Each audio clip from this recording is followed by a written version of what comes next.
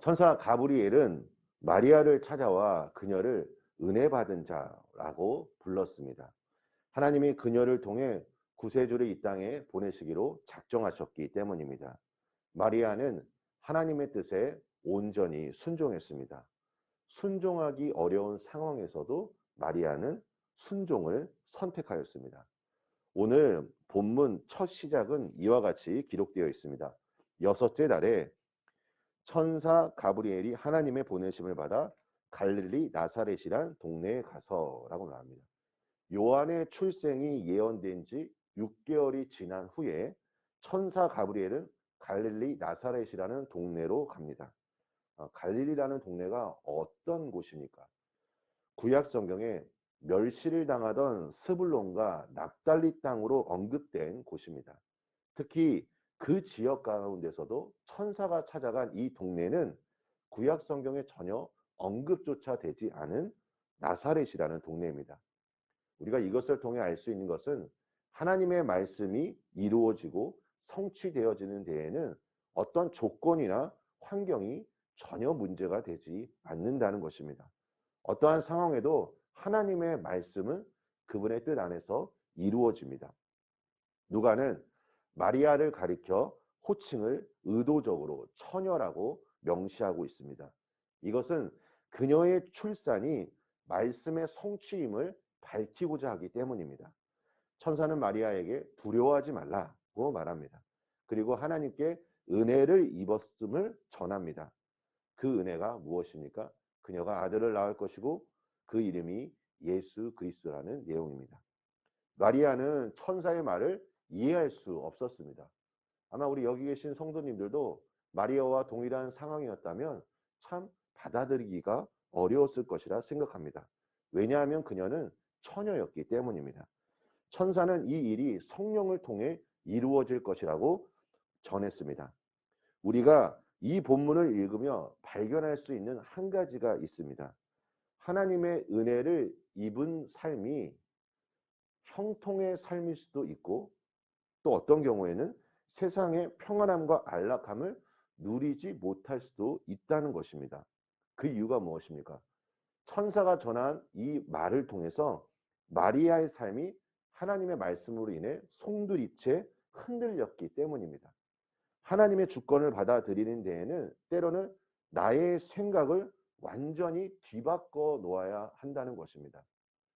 결과적으로 보면 하나님께서 우리에게 전해주신 평안과 은혜는 우리에게 가장 선한 것이고 우리에게 좋은 것이지만 우리의 생각에 사로잡혀 우리의 생각이 때로는 방해가 되어 하나님의 생각을 온전히 받아들이지 못할 때가 있다는 것입니다.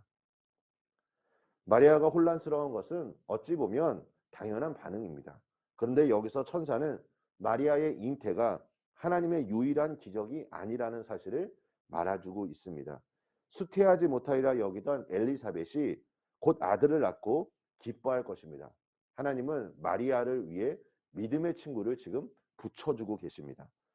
마리아는 자신의 이성으로 이해되지 않는 하나님의 뜻에 믿음으로 순종했습니다. 하나님은 지금도 우리에게 믿음의 순종을 요구하고 있으십니다. 오직 하나님의 약속의 말씀만을 신뢰하라고 말씀하는 것입니다. 우리는 자신의 생각과 뜻이 하나님의 뜻에 부합될 때에는 기쁘게 순종합니다. 하지만 진정한 순종은 우리의 생각과 상황을 뛰어넘는 것입니다. 하나님은 그때나 지금이나 불가능한 일을 행하시는 분이십니다. 불가능해 보이는 상황이라 할지라도 하나님을 전적으로 의지하고 신뢰한다면 하나님의 뜻이 이루어지는 것을 보게 될 것입니다. 믿음과 순종은 함께 가는 것입니다.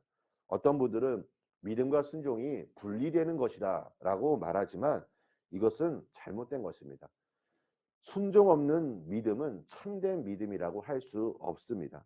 오늘도 하나님의 말씀을 따라 순종하시는 우리 성도님들 되시기를 축복합니다.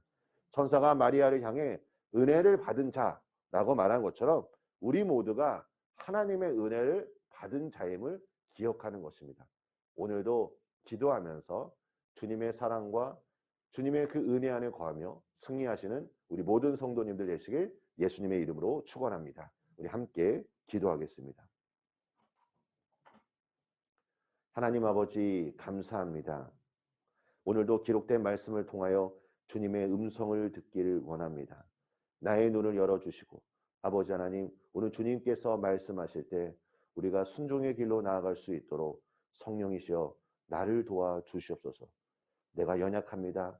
아직도 나의 생각 속에 하나님, 내가 신앙생활 할 때가 참 많이 있습니다.